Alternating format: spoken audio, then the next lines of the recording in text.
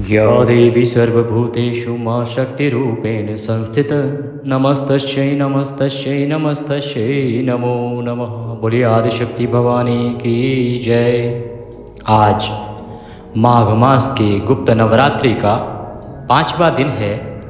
आज हम सुनेंगे दुर्गा सप्तशती में आज के 2 अध्याय। कल हमने 4 और 5 अध्याय किए थे। आज हम करेंगे 6 और 7। छठा और 7वां अध्याय आज हम करेंगे, क्योंकि 13 कुल अध्याय हैं जो हमें 9 दिन में समाप्त करने हैं। तो आज हम सुनेंगे छठा और 7वां अध्याय। दुर्गा सप्तशती आरंभ करें उससे पहले हमें कीलक पढ़ना चाहिए, तो पहले कीलक का पाठ करेंगे और कीलक के बाद हम आपको आज के दुर्गा सप्तशती के दोनों अध्याय सुनाएंगे। माता रानी की कृपा प्राप्त करने के लिए कमेंट बॉक्स में अवश्य लिखें जय माता दी। माता की कृपा से आपके सभी दुख दूर होंगे और माँ आप पर कृपा करेगी। आइए पहले कीलक करते हैं और कीलक के बाद हम आज के अध्याय पढ़ेंगे। अथ कीलकम। ओम नमः चंडिकाय। चंडिका देवी को नमस्कार है। मार्कंडेय जी कहते हैं कि विशुद्ध ज्ञान ही जिनका शरीर है, तीनों वेद ही जिनके 3 दिव्य नेत्र हैं, जो कल्याण प्राप्ति के हेतु हैं तथा अपने मस्तक पर अर्धचंद्र का मुकुट धारण करते हैं, उन भगवान शिव को नमस्कार है। मंत्रों का जो अभिकीलक है, अर्थात मंत्रों की सिद्धि में विघ्न उपस्थित करने वाले शाप रूपी कीलक का जो निवारण करने वाला है, उस सप्तशती स्तोत्र को संपूर्ण रूप से जानना चाहिए और जानकर उसकी उपासना करनी चाहिए। यद्यपि सप्तशती के अतिरिक्त अन्य मंत्रों के जप में भी जो निरंतर लगा रहता है, वह भी कल्याण का भागी होता है। उसके भी उच्चाटन आदि कर्म सिद्ध होते हैं तथा उसे भी समस्त दुर्लभ वस्तुओं की प्राप्ति होती है। तथापि जो अन्य मंत्रों का जप न करके केवल सप्तशती नामक स्तोत्र से ही देवी की स्तुति करते हैं, उन्हें स्तुति मात्र से ही सच्चिदानंदन स्वरूपिणी देवी सिद्ध हो जाती है। उन्हें अपने कार्य की सिद्धि के लिए मंत्र, औषधि तथा अन्य किसी साधन के उपयोग की आवश्यकता नहीं रहती। बिना जप के ही उनके उच्चाटन आदि समस्त आभिचारिक कर्म सिद्ध हो जाते हैं। इतना ही नहीं, उनकी संपूर्ण अभीष्ट वस्तुएं भी सिद्ध होती हैं। लोगों के मन में यह शंका थी कि जब केवल सप्तशती उपासना से अथवा सप्तशती को छोड़कर अन्य मंत्रों की उपासना से भी समान रूप से सब कार्य सिद्ध होते हैं, तब इनमें श्रेष्ठ कौन सा साधन है। लोगों की शंका को सामने रखकर भगवान शंकर ने अपने पास आए हुए जिज्ञासुओं को समझाया कि यह सप्तशती नामक संपूर्ण स्तोत्र ही सर्वश्रेष्ठ एवं कल्याणमय है। तदंतर भगवती चंडिका की सप्तशती नामक स्तोत्र को महादेव जी ने गुप्त कर दिया। सप्तशती के पाठ से जो पुण्य प्राप्त होता है, उसकी कभी समाप्ति नहीं होती है, किंतु अन्य मंत्रों के जप जन्य पुण्य की समाप्ति हो जाती है। अर्थात अन्य मंत्रों के द्वारा जो पुण्य प्राप्त किया जाता है वो क्षय होता है। अतः भगवान शिव ने अन्य मंत्रों की अपेक्षा जो सप्तशती की ही श्रेष्ठता निर्णय किया है, उसे यथार्थ ही जानना चाहिए। अन्य मंत्रों का जप करने वाला पुरुष भी यदि सप्तशती के स्तोत्र और जप का अनुष्ठान कर ले, तो वह भी पूर्ण रूप से ही कल्याण का भागी होता है। इसमें तनिक भी संदेह नहीं है। जो साधक कृष्ण पक्ष की चतुर्दशी अथवा अष्टमी को एकाग्रचित होकर भगवती की सेवा में अपना सर्वस्व समर्पित कर देता है और फिर उसे प्रसाद रूप से ग्रहण करता है, उसी पर भगवती प्रसन्न होती हैं। अन्यथा उनकी प्रसन्नता नहीं प्राप्त होती। इस प्रकार सिद्धि के प्रतिबंधक रूप कीलक के द्वारा महादेव जी ने इस स्तोत्र को कीलित कर रखा है, जो पूर्वोक्त रीति से निष्कीलन करके इस सप्तशती स्तोत्र का प्रतिदिन स्पष्ट उच्चारण पूर्वक पाठ करता है, वह मनुष्य सिद्ध हो जाता है। वही देवी का पार्षद होता है और वही गंधर्व भी होता है। सर्वत्र विचरते रहने पर इस संसार में उसे कहीं भी भय नहीं होता है। वह अल्प मृत्यु के वश में नहीं पड़ता तथा देह त्यागने के अनंतर मोक्ष प्राप्त करता है। अतः कीलन को जानकर उसका परिहार करके ही सप्तशती पाठ आरंभ करें। जो ऐसा नहीं करता उसका नाश होता है। इसीलिए कीलक और निष्कीलन का ज्ञान प्राप्त करना अनिवार्य हो जाता है। कीलक और निष्कीलन का ज्ञान प्राप्त करने पर ही यह स्तोत्र निर्दोष होता है और विद्वान पुरुष इस निर्दोष स्तोत्र का ही पाठ आरंभ करते हैं। स्त्रियों में जो कुछ भी सौभाग्य आदि दृष्टिगोचर होता है वह सब देवी के प्रसाद का ही फल है। अतः इस कल्याण में स्तोत्र का सदा जप करना चाहिए। इस स्तोत्र का मंद स्वर से पाठ करने पर स्वल्प फल की प्राप्ति होती है और उच्च स्वर से पाठ करने पर पूर्ण फल की सिद्धि होती है। अतः उच्च स्वर से ही इसका पाठ आरंभ करना चाहिए। जिनके प्रसाद से ऐश्वर्य, सौभाग्य, आरोग्य, संपत्ति, शत्रुनाश तथा परम मोक्ष भी सिद्ध होती है, उस कल्याणमयी जगदम्बा की स्तुति मनुष्य क्यों नहीं करते। इति देव्या कीलक स्तोत्रम संपूर्णम। बोले आदिशक्ति भवानी की जय। आइए अब हम दुर्गा सप्तशती का आज का अध्याय, छठा अध्याय आरंभ करेंगे। ये आपने कीलक में दुर्गा सप्तशती की महिमा को जाना है कि किस प्रकार से इसका पाठ करना चाहिए, क्या विधि है और किस प्रकार से जो इसको कीलित कर दिया गया था तो इसका निष्कीलन किस प्रकार से करना चाहिए। हम जब भी पाठ करते हैं तो निष्कीलित करके ही और पाठ आरंभ करते हैं, तभी जाके दुर्गा सप्तशती का फल प्राप्त होता है। आपने देखा होगा बहुत से ब्राह्मण होते हैं वो दुर्गा सप्तशती को एक पुस्तक समझ के पढ़ लेते हैं, लेकिन वो ये नहीं जानते कि भगवान शंकर ने इन मंत्रों में बड़ी शक्ति है साहब। ये जो मंत्र है ना, इनमें बड़ी शक्ति है, इसीलिए इनको भगवान शंकर ने कील दिया था, जिससे कि इनका प्रभाव समाप्त कर दिया गया, हीन कर दिया गया, इनको प्रभावहीन कर दिया गया। परंतु उसका निष्कीलन का उपाय भी भगवान शंकर ने दिया है इसमें।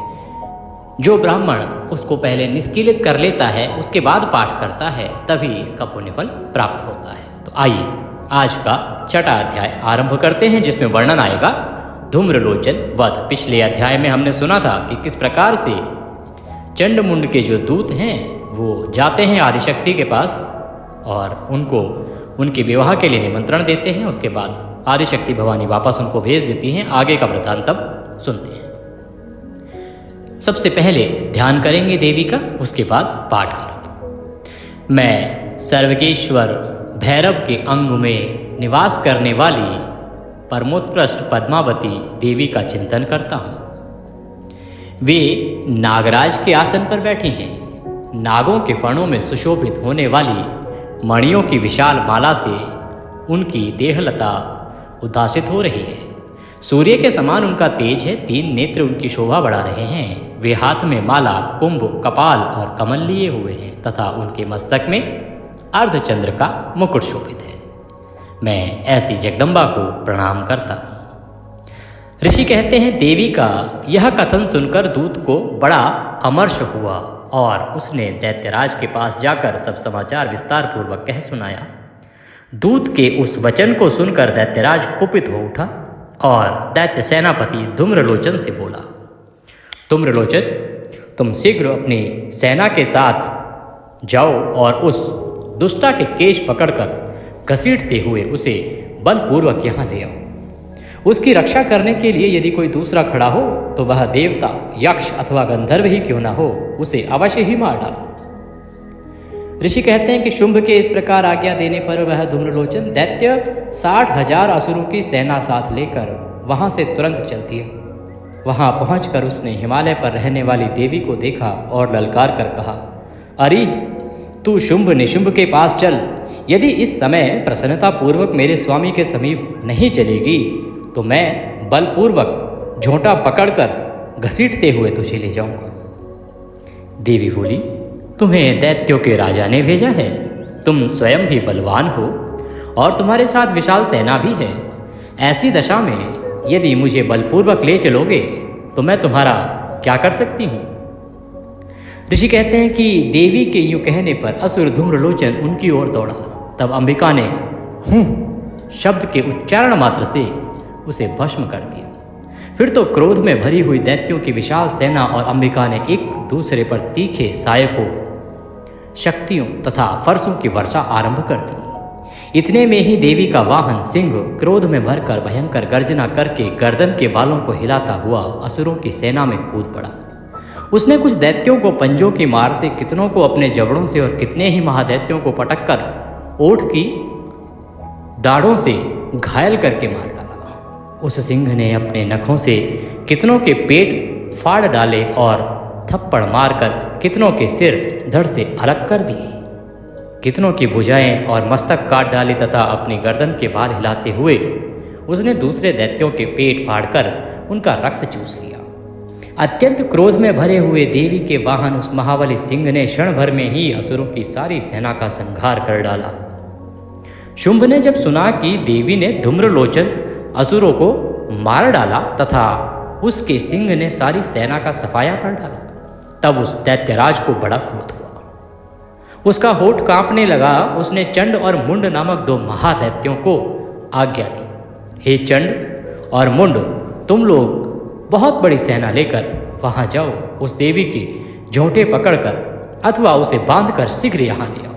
यदि इस प्रकार उसको लाने में संदेह हो तो युद्ध में सब प्रकार के अस्त्र शस्त्रों तथा समस्त आसुरी सेना का प्रयोग करके उसकी हत्या कर डालो। उस दुष्टा की हत्या होने तथा सिंह के भी मारे जाने पर उस अंबिका को बांधकर साथ ले शीघ्र लौटाना। इस प्रकार मार्कंडेय पुराण में सावर्णिक मनवंतर की कथा के अंतर्गत देवी महात्म्य में धूम्रलोचन वध नामक 6ठा अध्याय समाप्त हुआ। बोले जगदम्बा मात की जय। अब हम 7वां अध्याय आरंभ करेंगे। आप अपना जयकारा कमेंट बॉक्स में लिखकर भी लगा सकते हैं। आपको वीडियो अगर थोड़ा भी पसंद आया हो तो उसे लाइक अवश्य कीजिए, क्योंकि हम बहुत परिश्रम करते हैं आप तक सही जानकारी, सही वीडियोस पहुंचाने के लिए। और इस पाठ में हम पूरे मन के साथ आपको सुनाते हैं, जिससे कि आपको भगवती का आशीर्वाद प्राप्त हो। तो एक बार लाइक अवश्य कीजिएगा। कमेंट बॉक्स में जय माता दी लिखिएगा। यदि कुछ और कहना चाहें तो कह सकते हैं। आइए 7वां अध्याय आरंभ करते हैं। इसमें वर्णन आएगा चंड और मुंड के वध। सबसे पहले ध्यान करेंगे देवी का। मैं ध्यान पढ़ता हूँ। मैं मातंगी देवी का ध्यान करता हूँ। वे रत्नमय सिंहासन पर बैठकर पढ़ते हुए तोते का मधुर शब्द सुन रही हैं। उनके शरीर का वर्ण श्याम है। वे अपना एक पैर कमल पर रखे हुए हैं और मस्तक पर अर्धचंद्र धारण करती हैं तथा कहार पुष्पों की माला धारण किए वीणा बजाती हैं। उनके अंग में कसी हुई चोली शोभा पा रही है। वे लाल रंग की साड़ी पहने हाथ में शंख में पात्र लिए हुए, उनके वदन पर मधु का हल्का हल्का प्रभाव जान पड़ता है और ललाट में बिंदी शोभा दे रही है। मैं ऐसी परमेश्वरी देवी को प्रणाम करता हूँ।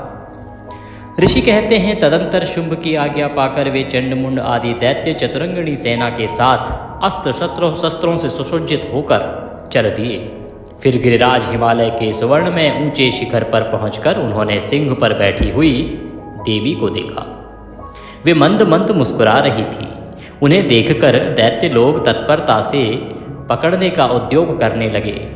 किसी ने धनुष तान लिया, किसी ने तलवार संभाली और कुछ लोग देवी के पास आकर खड़े हो गए।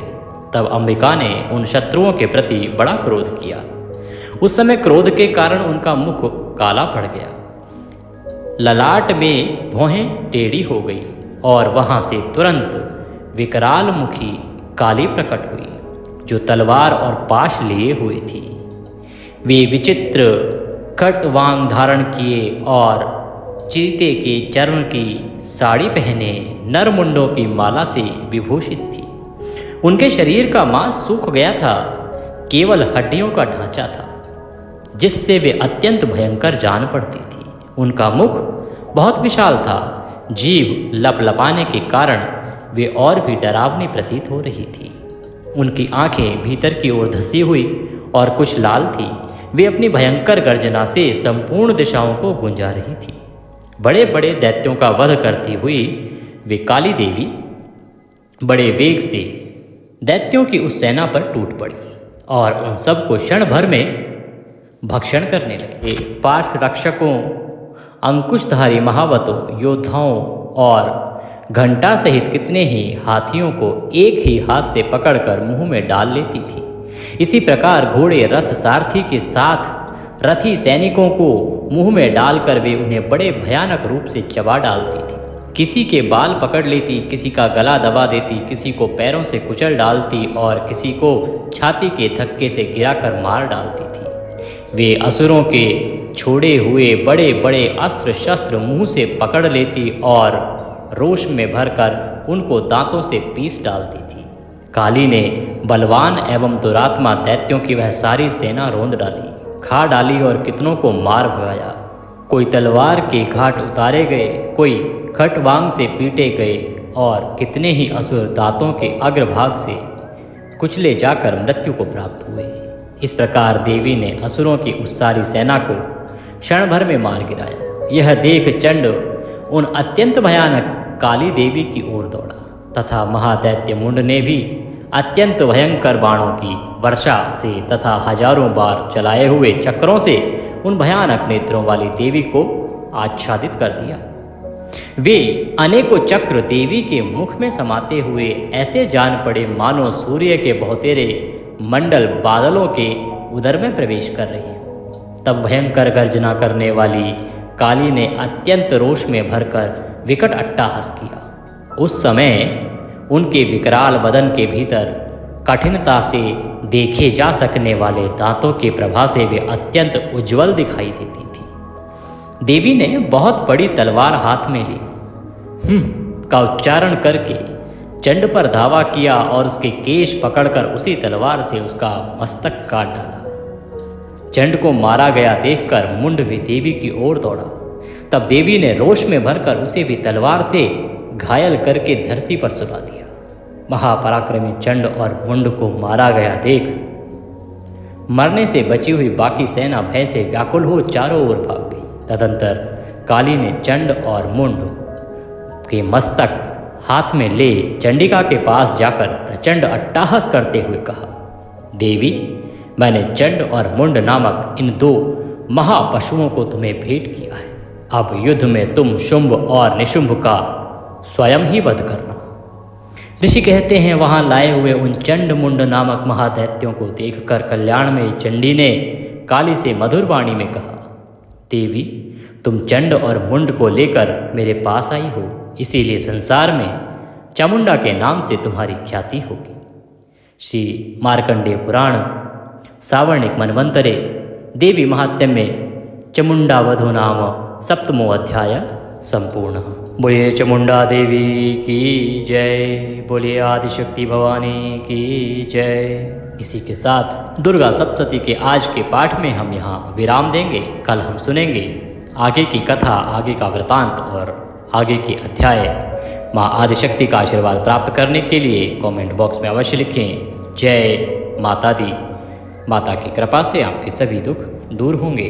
चैनल पर नए हैं तो चैनल को सब्सक्राइब कर लीजिए, क्योंकि ये देवभूमि ज्योतिष संस्थान का प्रतिष्ठित यूट्यूब चैनल है, जिस पर जो जानकारी दी जाती है वो सभी शास्त्र, ज्योतिष शास्त्र और पंचांग पर आधारित होती है। सही धार्मिक जानकारियाँ प्राप्त करने के लिए चैनल को सब्सक्राइब कीजिए और बेल आइकन का जो निशान है, घंटे का निशान, उसे अवश्य दबाइए, जिससे कि आपको सभी वीडियो समय से प्राप्त होते रहें।